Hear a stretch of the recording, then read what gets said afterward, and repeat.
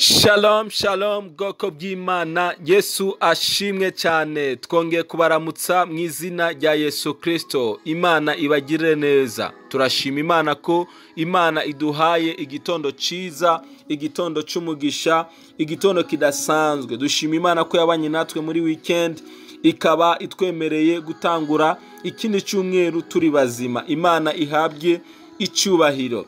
Nagira nongere mbashimire mwebwe mwese mukomeje kubana natwe mu bihe byiza byo gusenga buri gitondo muri morning prayer. Imana ibagirire neza. Fise itangazo rimwe nifuza kubagezaho. Tugiye gutangira kugira icyo nise nibature, ikazoza irabera kuri conference call. Ndabasaba kugira ngo Imana ibashoboze kujya mubana natwe muri iyo nibature cyangwa se muri amasengesho yo mu gitondo dukoresheje conference call. Rero ndasaba kugira ngo Imana izobagirire neza, mubane natwe muri ibyo bihe byiza byo gusenga.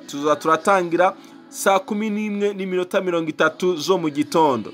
Turakoresha iminota 15 yonyene. Muri ibyo bihe byiza turadusengera ibyifuzo bitandukanye hamwe namwe mwese iminota 15.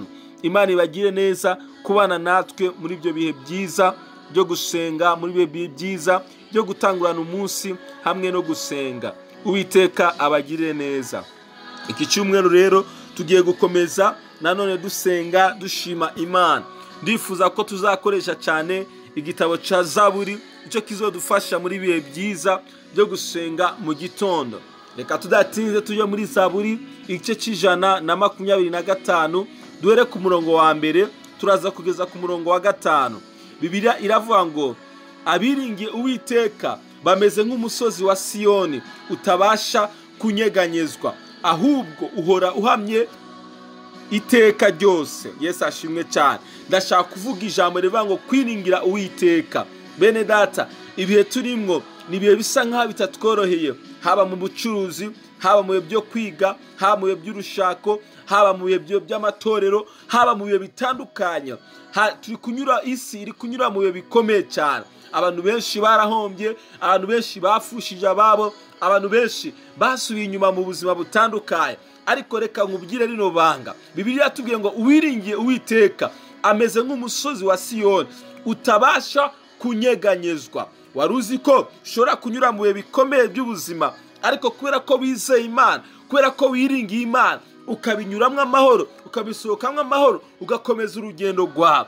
Nshuti yanjye, muri kino gitondo wowe uri kuranyumva, nagira ndagutera intege, nagira ndagukomeze, nagira ndakubwira ngo iringire Uwiteka, kuko kwiringira Uwiteka, kwiringira Imana, kwizera Imana bituma ubasha guhagarara mu bihe bikomeye by'ibibazo, mu bihe bikomeye by'ibigeragezo, mu bihe bikomeye bibabaje. Imana ikabana nawe ikakugirira neza. Yesu ashimwe cyane. Umurongo wa 2 uratubwira ngo nk'uko imisozi igose i Yerusalemu, ngo niko Uwiteka agota abantu be. Haleluya. Urumva, Uwiteka arinze ubwoko bwe, Uwiteka arinze abana be, Uwiteka arinze babandi bamwiringiye, babandi bamushizeho ibyizigiro. Yesu ashimwe cyane. Ngo nk'uko imisozi igose i Yerusalemu, ni ku Uwiteka agota abantu be uhereye nanone ukageza iteka ryose. Nshuti yanjye, dushobora kunyura mu bibazo turi benshi, ariko bamwe tukabivamwo amahoro. Kubera iki? Kubera ko Uwiteka atugose,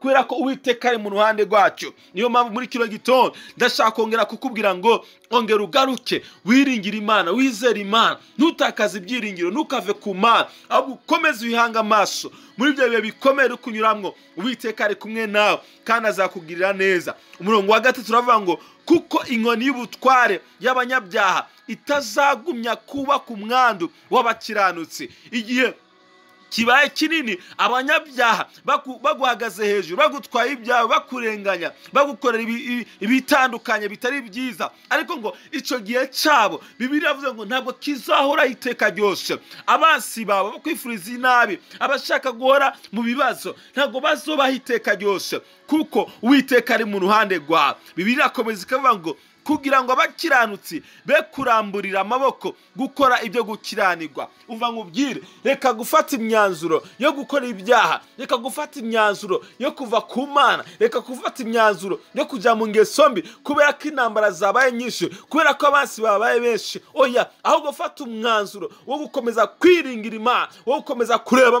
Imana, kuko Uwiteka arakugose kandi yiteguye kukugirira neza. Yesu ashimwe cyane. Umurongo wa 4 Bibiliya avuga ngo Uwiteka ugirire abeza ibyiza n'abatunganye mu mitima. Haleluya. Nangira isengesho ndari gusengeye muri kino gitondo, wewe ufite umutima wo gukunda Imana, wewe ufite umutima wo kugendera mu nzira z'Imana, Uwiteka kugirire neza muri kino gitondo, Uwiteka kugirire neza muri iki cyumweru, Uwiteka gutabare muri ibi birimwo mu izina rya Yesu Kristo. Umurongo wa 5 urasoza avuga ngo ariko abiyobagiza mu nzira zabo zigoramye Uwiteka azabajyanana n'inkozi z'ibibi. Amahoro abe mu Bisirayeli, amahoro abe mu buzima bwacu. Haleluya. Ngo abiyobya mu bintu bitari byiza nabo bazajyana n'abanyakibi. Reka ngusabe inshuti yanjye muri kino gitondo, ubuzima bwose waba uri kuranyuramo uyu munsi, reka ngubwire ngo komeza wiringire Imana. Imana izagukomeza kandi Imana izabana nawe muri byose mu izina rya Yesu Kristo. Mureke dushime Imana. Data, turagushimiye kubw'ijambo ryawe, reka ugirire neza mwene data karanyumva. Urakoze kutuganirije kandi reka ijambo ryawe ritubere umuco, rituyobore kandi ubwiza bwawe bube ku buzima bwacu. Turagushimiye kuko uri Imana igira neza, icubaro cyawe kiganane n'ubwoko bwawe kandi ubatabare ubagire neza, babone kugira neza kwawe mu izina rya Yesu Kristo.